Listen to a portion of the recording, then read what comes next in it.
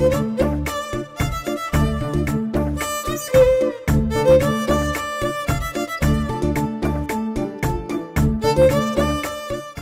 రమగారు, సంక్రాంతి పండుగ శుభాకాంక్షలు. నమస్తే జయ, సంక్రాంతి పండుగ శుభాకాంక్షలు. సుమన్ టీవీ ప్రేక్షకులందరికీ మకర సంక్రమణ శుభాకాంక్షలు. సో నేను ఎలా ఉన్నాను, మీరైతే సూపర్ గా ఉన్నాను. సూపర్, అద్భుతం. మంచి కాంబినేషన్, మంచి కాంబినేషన్ శారీ కట్టుకున్నారు, పండుగ శారీస్ కదండి. నా శారీ ఎలా ఉంది రమగారు? చాలా బాగుంది, మంచి బ్రైట్ గా. అడిగి మరీ చెప్పించుకుంటున్నాను కదా నేను, వీడియోలో అడగలేము కదా, చెప్పలేము. రైట్. మన ఇద్దరికి కూడా రమగారు రామి సిల్క్స్ వారు ఈ శారీస్ ని స్పాన్సర్ చేశారండి పండుగ కోసం ప్రత్యేకంగా. ఎక్కడుంది షాప్ జయ? ఇది బండ్లగూడ జాగీర్ ఉంది కదా రమగారు, అక్కడుంది. కళ్యాణి రెడ్డి గారు ఫౌండర్ అన్నమాట. ఆవిడ ముఖ్య ఉద్దేశం ఏంటంటే, మన దేశంలో ఎక్కడైతే పట్టు, రకరకాల పట్టు ఉంటుంది కదా, అది మొత్తం కూడా రామి సిల్క్స్లో అవైలబుల్గా ఉండాలి, ప్రతి ఒక్కరికి అందుబాటులో ఉండాలి, రీజనబుల్ ప్రైస్లో ఉండాలి అని మరీ ముఖ్య ఉద్దేశం. చేనేత కార్మికుల్ని ప్రోత్సహించాలి. చాలా మంచి ఉద్దేశం, చాలా మంచి. పేరు కూడా మంచి స్ట్రైకింగ్ గా ఉంది, అభిరామి లాగా వినపడుతుంది. రమారావి లాగా రామి సిల్క్స్, నా పేరు గుర్తుపెట్టుకుంటే వచ్చేస్తుంది. సో బండ్లగూడలో ఉంది రమగారు, డెఫినెట్గా విజిట్ చేయండి ఒకసారి పర్సనల్గా మీరు కూడాను. తప్పకుండా. అన్ని రకాల చీరలు, అన్ని రకాల పట్టు అవైలబుల్గా ఉంది. క్వాలిటీ అయితే ది బెస్ట్ అని చెప్పొచ్చు. ఇది నేను కట్టుకున్నది అయితే నాకు చాలా కంఫర్టబుల్గా ఉంది, చూడడానికి కూడా చాలా బాగుంది. మెత్తగా మనకంటే కంఫర్ట్, మీరు అన్నట్టుగా కంఫర్ట్గా అనిపిస్తూ ఉంది. సంక్రాంతి పండుగ వచ్చేసాం.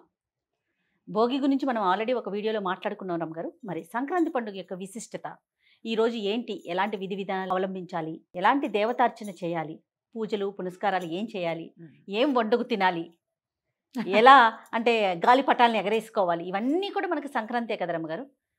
ఊళ్ళలో తేడా, ఒక్కొక్క ఊర్లో ఒక్కో రకంగా చేసినా, ఎవరు చేసినా పొద్దునే లేచి సూర్యుడికి దండం పెట్టుకోవాలి. కొంచెం ఎక్కువ రోజులు చేసుకునే పండుగల్లో సంక్రాంతి కూడా ఒకటి కదండి. 3 రోజులు పెద్ద పండుగ అంటాం కదా. మనకి పంటలు వచ్చే రోజు, మాసుళ్ళు అయ్యే రోజులు, పంటలు ఆల్రెడీ వచ్చేస్తాయి, మన డిసెంబర్లోనే వచ్చేస్తాయి. అక్కడి నుంచి మనం దాన ప్రక్రియకి శ్రీకారం చుడతాం. అవును. ధనుర్మాసం మొదలయ్యేసరికల్లా హరిదాసులు వస్తారు, అప్పటి నుంచే వస్తాయి జయ. డిసెంబరు 10-14 తారీఖులకే ఇంచుమించు పంటలు ఇళ్ళకి చేరిపోతాయి అందరికి. పండుగ రోజుకి వస్తుందని చెప్పడానికి వీల్లేదు.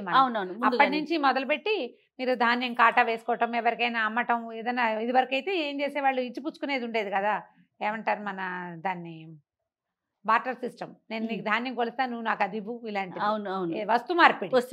వస్తు మార్పిడి కాలంలో ఏం చేసేవాళ్ళు, ధాన్యం పోసి ఇంట్లో కావాల్సిన సరుకులు, సామాన్లు, బట్టలు, కొత్త బట్టలు, బట్టలు కూడా బట్టలు కూడా వస్తు మార్పిడిలో. అంటే చేనేత కార్మికులకి ధాన్యం ఇచ్చి బట్టలు తీసుకునేవాళ్ళు.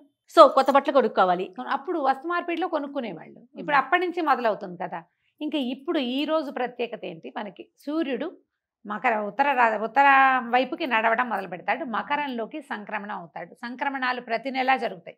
మామూలుగా మనం ఎట్లా నడుస్తాం, మన కథ చంద్రుడితో పాటు నడుస్తుంది. మామూలుగా చంద్రుడి నడకే కదా. పాడ్యమి, ప్రతిపత్తు అంటే అమావాస్య వెళ్ళిన మర్నాడు పాడ్యమి. అక్కడి నుంచి మొదలుపెట్టి తిథుల వారీగా మనం అష్టమి నవముల్లో పండుగలు చేసుకుంటాం. బోల్డన్ ఉన్నాయి మనకి. ఏకాదశులు ఉపవాసాలు ఉంటాం, పౌర్ణమి ఉపవాసం ఉంటాం. పౌర్ణమి నుంచి మళ్ళీ ప్రతిపత్తు, మళ్ళీ మొదలు. మన కథ అంతా చంద్రుడి వెనకాలే నడుస్తున్నట్టు ఉంటుంది. కానీ నిజానికి మన కథ నడిపేవాడు ఎవడు, సూర్యుడు. ఇప్పుడు ఈ సూర్యుడు ప్రతి నెల ఒక సంక్రమణం చెందుతాడు. 12 రాసుల్లోకి, 12 రాసుల్లోకి మారుతూ ఉంటాడు. అది ఏమవుతుంది, కరెక్ట్గా చంద్రుడితో పాటుగా ఉండదు, పాడ్యంతో పాటు ఉండదు. పాడ్యం వెళ్ళిపోతుంది, పాడ్యం దాని దారిన వస్తూ ఉంటుంది. ఈ సంక్రమణం దారిన సంక్రమణం ఇంచుమించుగా నెలలో ఒకే తేదీకి అటు ఇటుగా అవుతుంది. అందుకని ఇంచుమించు మన ప్రతి సంవత్సరము ఈ జనవరి 14-15 తారీఖుల్లోనే మన పండగ వస్తుంది చూడు. అంటే ప్రతి నెల ఇంగ్లీష్ నెలల మధ్యలోనే మనకు సంక్రమణం వస్తుంది. ఈ సంక్రమణంలో తులా సంక్రమణం, మేష సంక్రమణం, వాటిని కూడా ముఖ్యంగా చెప్పుకున్నా కూడా సామాన్య ప్రజానీకానికి తెలియవు. పంచాంగం ఫాలో అయ్యే వాళ్ళకి. తర్వాత సంక్రమణాల్లో తప్పకుండా పెద్దవాళ్ళకి తర్పణాలు విడవటం అనేది ఒక పద్ధతి ఉంటుంది. అవును. తర్పణం విడిచే కమ్యూనిటీ వాళ్ళు దాన్ని జ్ఞాపకం పెట్టుకుంటారు. మనకు మామూలు వాళ్ళకి ఎవరికి దాని మీద పెద్ద పట్టింపు ఉండదు. ఈ సంక్రమణాలని ఫాలో అయ్యే వాళ్ళు రైతులు కూడా కార్తెల్ని ఫాలో అవుతారు. అవును. ఈ కార్తెలో విత్తనాలు వేయాలి, అలాంటివి ప్రత్యేకమైన ఉంటాయి కదా, వాళ్ళకు కూడా ఇది తెలుస్తుంది. ఈ మనం ప్రధానమైనది ఏంటంటే, ఈ మన తర్పణాలు విడవటం అనేది ఒక ప్రోగ్రామ్ ఉంది కదా. ఈ కరెక్ట్గా ఈ రోజున ఏ రోజైతే సూర్యుడు మకర సంక్రమణం చెందుతాడో ఆ రోజు చాలా విశేషమైన సంక్రమణంగా చెప్తారు. ఈ మకర సంక్రమణంతో మనకి సూర్యుడి నడక మారిపోతుంది. ఉత్తరం వైపుకి కొన్ని డిగ్రీలు వాలి మళ్ళీ మనకి రావటం మొదలు పెడతాడు అనమాట. మొన్నటిదాకా దక్షిణం వైపు వాలాడు, ఇప్పుడు ఉత్తరం వైపు వాళ్తాడు. ఈ ఉత్తరాయణ పుణ్యకాలం మహాపర్వదినాలు అని చెప్తారు. భీష్మ పితామహుడు యుద్ధంలో పడిపోయి ఆయన ఇచ్చామరణం ఉన్న వరం ఉంది ఆయనకి. ఎప్పుడు కావాలంటే అప్పుడు మరణించవచ్చు. దెబ్బలు తగిలినా కూడా ఆ బాధని సహిస్తూ ఉత్తరాయణ పుణ్యకాలం వచ్చే వరకు వేచి ఉండి ఉత్తరాయణం వచ్చిన తర్వాతే భీష్మ ఏకాదశి చెప్పుకుంటాం కదా. అవును.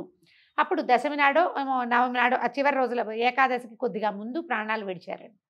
ఈ ఉత్తరాయణం ఏంటంటే ఇప్పుడు మనకి మొన్నటిదాకా మనకి ఒడుగు ముహూర్తాలు ఉండవు. పెళ్ళిళ్ళు చేసుకుంటాం, గృహప్రవేశాలు, అన్నప్రాసన అన్నీ చేసుకుంటాం. కానీ యజ్ఞోపవీతం వేయడానికి ముహూర్తాలు మాత్రం ఉత్తరాయణంలో మాత్రమే ఒడుగులు చేయాలి. ఉపనయన క్రియలు దక్షిణాయనంలో చేయకూడదు. ఇప్పుడు ఇది రాగానే ఇక్కడి నుంచి ఒడుగు ముహూర్తాలు అవి కనపడతాయి అనమాట. ఒడుగులు చేసుకునే వాళ్ళందరూ కాదు, కొద్దిమందే చేసుకుంటారు. అవునవును. ఒడుగులు చేసుకునే వాళ్ళ సంగతి పక్కకు పెడితే మనందరికీ కూడా ఇది దేవతలు మెలకువగా ఉండే కాలం. సంవత్సరంలో 6 నెలలు దేవతలు పడుకుంటారు. ఆ నిద్రపోయే కాలం ఏమిటి? దక్షిణాయనం. వాళ్ళు మెలకు వచ్చే కాలం ఉత్తరాయణం. ఇప్పుడు దేవతలు సుప్రసన్నంగా ఉంటారు. చిన్న చిన్న పూజలు కూడా ఫలిస్తాయి. సింపుల్గా దాన ప్రక్రియ ఫలిస్తుంది. చిన్న దానం కూడా పనిచేస్తుంది. మనం అందుకని ఈ ఉత్తరాయణ కాలంలో ఏంటంటే పైగా ఏంటి వెదర్ ఒకటి మారిపోతుంది. వాతావరణం పూర్తిగా మారుతుంది కదా. సూర్యుడు తేజరిల్లుతాడు, మాఘం వచ్చేసరికి ఇంకా చురుకెక్కుతాడు. ఇప్పుడు ఇక మొదలు పెడతాడు అనమాట. వెచ్చదనం మొదలవుతుంది, మనకి చలి తగ్గిపోతుంది. చాలా ప్రాంతాలు మన హైదరాబాద్ అయితే జనవరి 15-18 తారీఖులు వచ్చేసరికల్లా మెల్లిగా ఎండ చురుకు అనిపించడం, పొద్దు నిలబడుతుంది. ఆ పొద్దు నిలవటం ఈ రోజు నుంచి స్టార్ట్ అవుతుంది. ఈ రోజున మనం చేయాల్సింది ఏంటంటే మహాపర్వదినం కాబట్టి దేవాలయ దర్శనం చాలా మంచిది. దేవాలయాలు హడావిడిగా ఉంటాయి. ఇంట్లో దీపారాధన. ఎలాంటి దేవాలయాలు రమ్మగారు? విష్ణువాలయాలు చాలా మంచివి చేయగలిగితే, శివాలయాలు, అమ్మవారి ఆలయాలు, వినాయకుడు, కుమారస్వామి, మన అందుబాటులో ఏదైనా ఒకటి దేవాలయం అనగానే ఫలానా దైవ సన్నిధి అనేది ఆ ముఖం ఉన్నవాడే మనని ఉద్ధరిస్తాడని భావించకూడదు. ఆ స్వరూపంలో ఉన్నటువంటి పరంజ్యోతి ఆయన మనకి అనుగ్రహిస్తాడు. మన ఇంటి దగ్గర ఏది ఉంటే అది అవకాశం ఉంటే ఎక్కడికైనా వెళ్ళొచ్చు. అంతే. ఓ సంవత్సరం మేము ద్వారక వెళ్ళాం. మేమేమనుకున్నాం తెలుసా, నిజంగా ఇప్పుడు చెప్పాలనిపిస్తుంది నాకు. సంక్రాంతి పండుగ మనకి చాలా ఇంపార్టెంట్. అవును, తెలుగు వాళ్ళకి పొంగల్ అని తమిళ నార్త్ ఇండియాలో ఏముంటుంది అనుకున్నాం మేము. ద్వారకలో ఏమి ఉండదు అనుకున్నాం. ఉత్తరాయణ పుణ్యకాలమట. అసలు ఎట్లా ఉన్నారంటే ముందు రోజు భోగినాడు ఓ 25 మంది ఉన్నారు ద్వారకా దేవాలయంలో. మర్నాడు పొద్దున సంక్రాంతి రోజు పొద్దున్నే లేచి మేము బస చేసిన చోటు నుంచి దేవాలయానికి వెళ్తే ఇసకేస్తే రాలరు. ఉత్తరాయణ పుణ్యకాలంలో కృష్ణ భగవానుడి దర్శనం అత్యద్భుతమైందని మొత్తం ఆ దేవాలయం నుంచి బయట అన్ని సందుల్లోకి క్యూలు ఉన్నాయి. అంతమంది ఉన్నారు. అన్ని చోట్ల ఉత్తరాయణం పుణ్యకాలమే. మనకి వాళ్ళకి తిథులు తేడా ఉన్నప్పటికీ పౌర్ణమి మనకేమో అమావాస్య వెళ్ళగానే నెల మొదలవుతుంది. అవును, వాళ్ళకి పౌర్ణమితో మొదలయ్యే వాళ్ళు కూడా ఉంటారు. అయినా సరే ఉత్తరాయణం పుణ్యకాలమే ఎవరికైనా సరే. ఏదో ఒక దేవాలయ దర్శనం చేయండి. తర్వాత నువ్వులు దానం చేయటం, కూష్మాండ దానం, గుమ్మడికాయ దానం చేస్తే భూదానం చేసిన ఫలితం వస్తుంది. చాలా రకాల దానాలు ఎవరెవరి ఇళ్లలో ఏ ఉంటే మన అలవాట్లను బట్టి. కొన్ని ప్రాంతాల్లో ఏం చేస్తారంటే ధార పోసుకోవటం ఉంటారు. పసుపు, కుంకుమ, తర్వాత ఏమో మన ఖర్జూర పళ్ళు, పటిక బెల్లము, అలాంటివి ఎవరికైనా ఇవ్వటం, ముత్తైదువులకి ఇవ్వటం, పూజ చేసుకోవటము, ఇవి ఇచ్చేసేయటము. తాంబూలాలు ఇచ్చే పద్ధతి ఉంటుంది కదా మనకి. తాంబూలాలు మనకి బొమ్మలు పెట్టుకున్నాం అనుకో, భోగినాడు భోగి పేరెంటం చేస్తాం. సంక్రాంతి పండగ రోజున విశేషమైన బొమ్మల పేరెంటం చేస్తారు. పండగ రోజు పేరెంటం చాలా మంచిది. ఇప్పుడు పేరెంటం అనగానే ఏం చేస్తాం, ఊరికే హాయ్ అని పంపించాం. స్వీటు హార్ట్ కూడా పెట్టాం.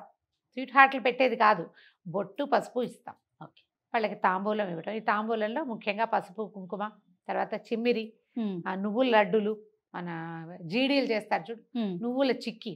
ఇప్పుడు మామూలుగా అయితే నువ్వులు ఒకళ్ళ చేతి నుంచి ఒకళ్ళు తీసుకోకూడదు. అవును, దాన ప్రక్రియ కింద వస్తుంది, అది మంచిది కాదంటారు.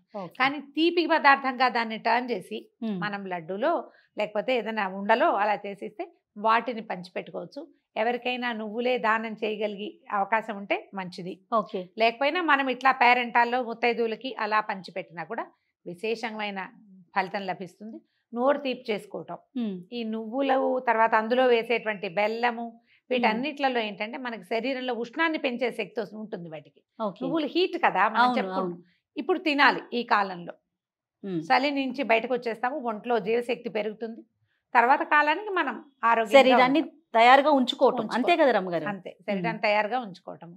ఇవి కాకుండా ఇంకా తర్పణాలు విడిచేవాళ్ళు, ఆ అలవాటు ఉన్న వాళ్ళు తర్పణాలు విడవటము, పెద్దలకి పెట్టుకోవటం అదొకటి అవును. చేస్తారు. సంక్రాంతి ఇప్పుడు పండుగ బాగా చేసుకుంటారు. పెట్టుకుంటారు. మనం సంవత్సరం అంతా చేయలేని వాళ్ళు, తర్వాత ఏ రోజు మన పెద్దలు మరణించారో తిథి తెలియని వాళ్ళు, తెలిసినా కూడా పెట్టుకుంటారు. అవునవును.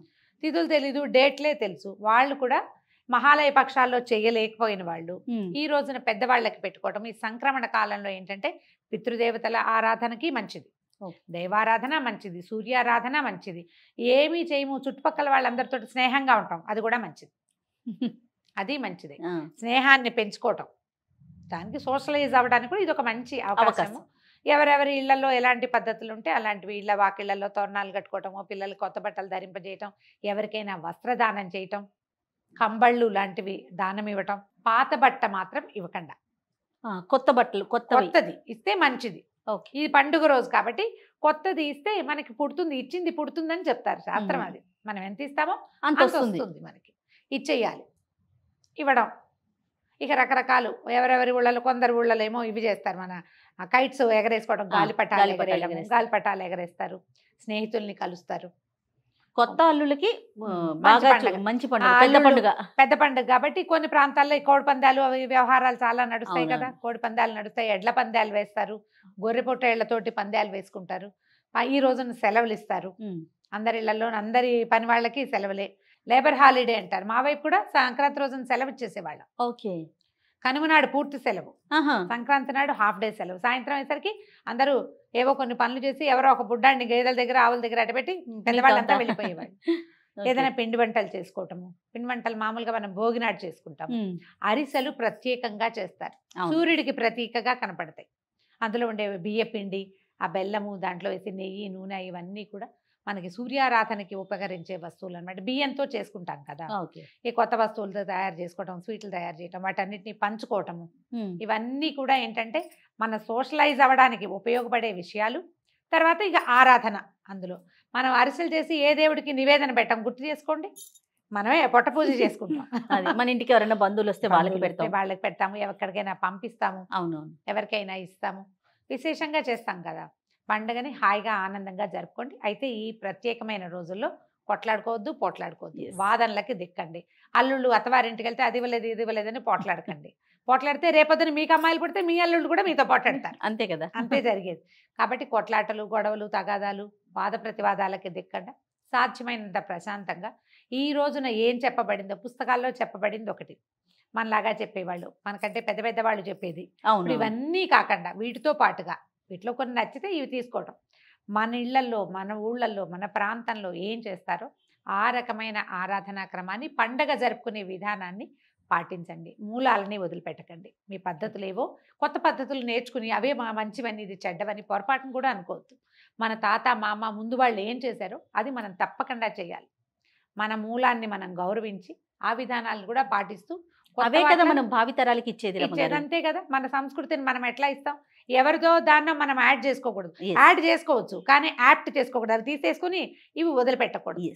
అవి వదలకుండా మీ పద్ధతుల ప్రకారం పండుగను చక్కగా జరుపుకోండి. రైట్ రామ్ గారు, మరొకసారి సంక్రాంతి శుభాకాంక్షలు అండి. సంక్రాంతి శుభాకాంక్షలు చేయాలి.